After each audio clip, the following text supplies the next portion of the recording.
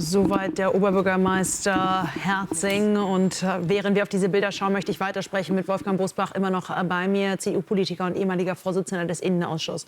Sie haben es zuvor angerissen, was jetzt passiert, und Teile davon haben wir ja gerade gehört. Es ist natürlich Beileid für die Familien. Man ist den Gedanken bei ihnen, will ihnen helfen.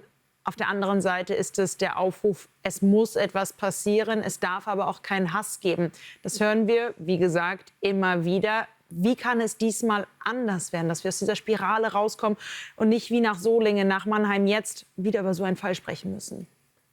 Wenn wir keine durchgreifenden Konsequenzen ziehen, und das ist eigentlich das Vermächtnis der klugen und mahnenden Worte des Oberbürgermeisters von Aschaffenburg, dann fürchte ich, kann es weitere Taten geben.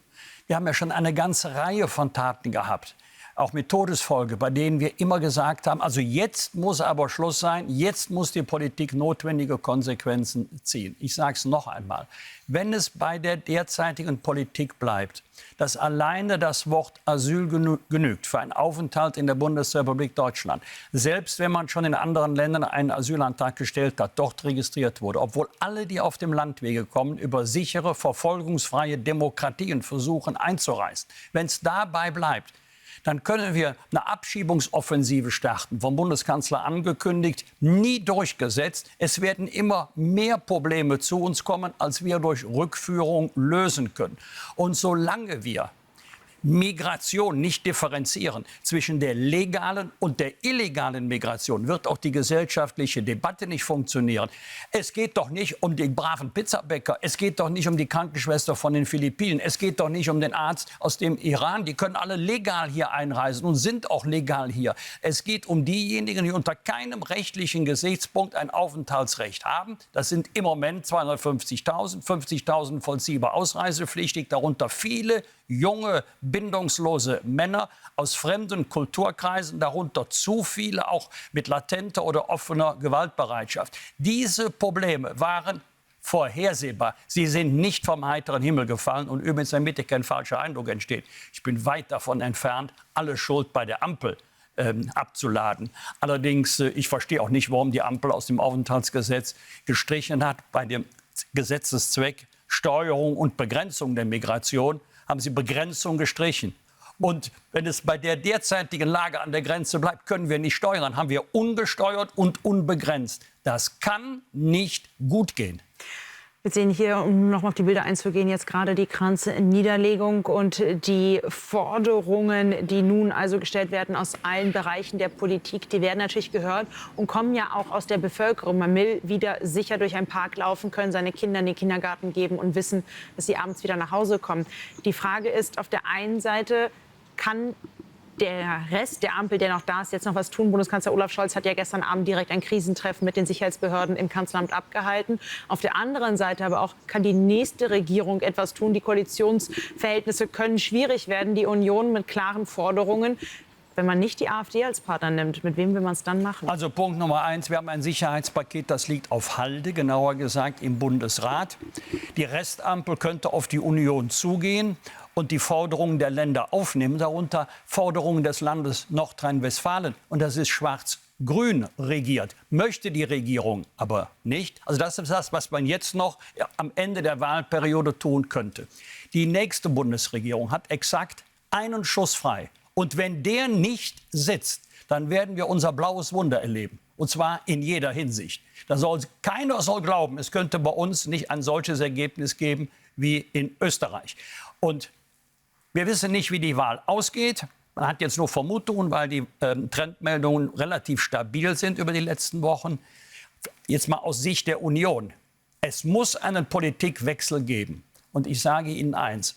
Wer nur auf die Idee kommt, eine Koalition mit den Grünen anzustreben, wird diese Ziele, die hier notwendigerweise erreicht werden müssen, bei Migration und Integration, nie erreichen können, weil die Grünen eine völlig andere Politik möchten als 70-80% der Bevölkerung. Das muss jeder wissen, der an die Versöhnung von Ökonomie und Ökologie glaubt.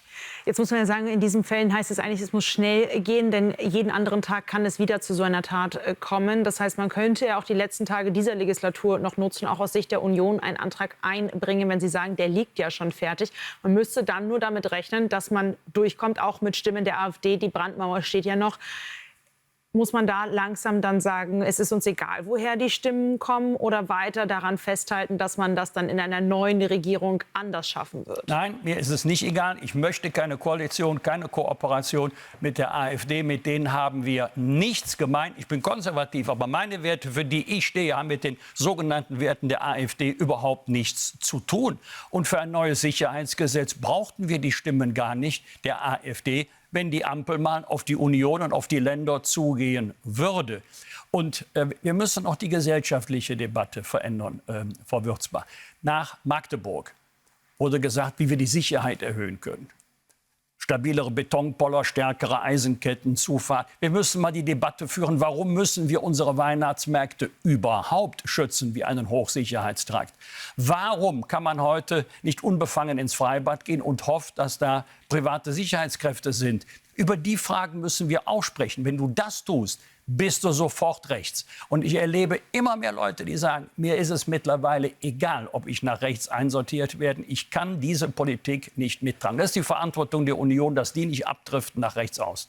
Ich glaube aber tatsächlich, dass man sehr offen mittlerweile darüber sprechen kann, dass man einen Unterschied machen muss, dass man eben Menschen helfen möchte und das aber auch nur geht, auch in der gesellschaftlichen Debatte, wenn man dafür sorgt, dass diejenigen, die hier durch Gewalt aufgefallen sind, eben abgeschoben werden. Wird das vielleicht auch einfach nicht differenziert genug gesehen, dass Menschen wollen helfen, auch denen aus Afghanistan, die hier dann Zuflucht gesucht haben, aber eben nicht denjenigen, die zuvor schon aufgefallen sind. Es gibt jetzt Berichte darüber, dass er im vergangenen Jahr eine Ukrainerin angegriffen hat. Also man hat einfach zu lange nichts gegen eine bestimmte Gruppe getan. Und da ist die Frage, warum? Und ist die Union jetzt vielleicht dann doch zu breit aufgestellt, wenn man einfach sagt, wir gehen ganz gegen Migration vor. Das wollen wir ja gar nicht. Gegen die illegale Migration. Ja, genau, das wollen wir gar nicht. Es hat immer schon Migration gegeben. Sie gibt es heute und sie wird es auch in Zukunft geben. Aber bitte legal und nicht illegal. Wir müssen wissen, wer in unser Land kommt. Wir verstehen die Grenzen, dass man darauf achtet. Aber wir haben jetzt sehr viele, Sie haben die Zahlen selber gesagt, schon hier im Land.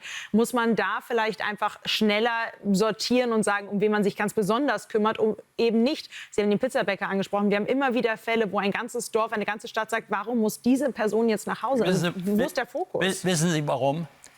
Wer nach Deutschland kommt, mit geklärter Identität, mit geklärter Nationalität, dessen Asylantrag abgelehnt wird, der einen festen Wohnsitz hat, nicht untertaucht, keinen Ärger macht. Die schnappen wir uns. Die sind nämlich viel, viel leichter abzuschieben als die echten Problemfälle mit ungeklärter Identität. Das ist viel schwieriger für die Behörden. Aber die Politik des Bundes lässt doch die vor Ort Verantwortlichen nicht ruhig schlafen. Diese Probleme können sie gar nicht so bewältigen, wie wir sie bewältigen müssen. Im konkreten Fall jetzt Aschaffenburg frage ich mich allerdings, jemand ist ausreisepflichtig und sagt, macht euch keine Sorgen, ich reise freiwillig aus. War es das dann? Klappen wir dann die Akte zu oder gehen wir diesem Fall nach? Wir brauchen natürlich auch oft die Kooperation ausländischer Staaten, die ihre eigenen Staatsbürger wieder zurücknehmen müssen und sich oft sehr schwer tun. Ich persönlich, das ist jetzt meine Meinung, hätte kein Problem damit, beim Thema wirtschaftlicher Zusammenhalt, Entwicklungshilfe zu sagen, wenn ihr eure eigenen Leute, die ausreisepflichtig sind, nicht zurücknehmt, dann kann es in puncto finanzieller Unterstützung so nicht weitergehen. Nach den jetzigen Berichten wollte er nicht bis in seine Heimat Afghanistan zurückreisen, sondern sozusagen im Dublin-Verfahren dort, wo er das erste Mal einen Antrag hier gestellt hat. Eine andere Besonderheit ist ja bei ihm auch, er soll psychisch schon auffällig gewesen sein, hat auch Medikamente bei ihm gefunden. Auch etwas, das wir aber immer wieder schon gehört haben. Muss man da in den Heimen mehr drauf schauen, diese Menschen im Auge zu haben, die ganz offensichtlich labil sind und auch schon aufgefallen sind, vielleicht sogar dazu neigen, dann zu solchen Extremtaten?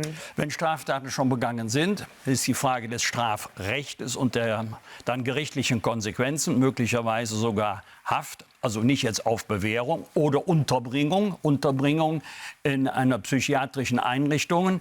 Aber es findet immer ein Abwägungsinteresse statt zwischen dem Freiheitsrecht, dem Aufenthaltsrecht in Deutschland und dem Interesse der öffentlichen Sicherheit. Und sehr häufig wird der öffentlichen Sicherheit nicht dieses hohe Maß an Bedeutung beigemessen wie dem Freiheitsinteresse des Betroffenen. Ich würde gerne und am Ende entscheiden es noch Psychiater, die machen eine Prognose Und wenn sich diese Prognose dann als tragischer Irrtum herausgestellt hat, beklagen wir die Opfer. Die Opfer, genau, das ist das Thema. Wir sprechen natürlich sehr viel über den Täter und das Warum. Ich würde gerne noch einmal zurückschauen auf diejenigen, die getötet, aber auch verletzt worden sind. 2 kleine Kinder, 2 Jahre gerade mal alt. Was tut der Staat dann? Wir haben es gehört, es wird jetzt ein Spendenkonto geben, weil sie sowieso schon in einer schwierigen Lage sind. Auch nach Mannheim, nach dem Magdeburger Weihnachtsmarkt. Immer wieder geht es dann darum, kurzzeitig scheint es Hilfen zu geben. Tut der Staat auch genug für die Menschen, die darunter leiden müssen, dass wir es eben nicht hinbekommen haben? Das eine ist die materielle Hilfe und das andere ist die psychosoziale Betreuung der Familien. Es gibt nichts Schlimmeres für Eltern, als wenn die Kinder vor ihnen gehen. Das ist eine einzige Tragödie. Also materiell das zu tun, was man leisten kann, ohne, das ist ja immer so, ohne dass man den in Anführungszeichen Schaden wieder gut machen kann. Das kannst du beim Verlust eines Menschenlebens überhaupt nicht. Aber die Begleitung durch das weitere Leben mit professioneller Betreuung, das wäre auch eine Aufgabe des Staates. Herr Busbach, vielen herzlichen Dank für Ihre Zeit und Danke diese Ihnen, Analysen.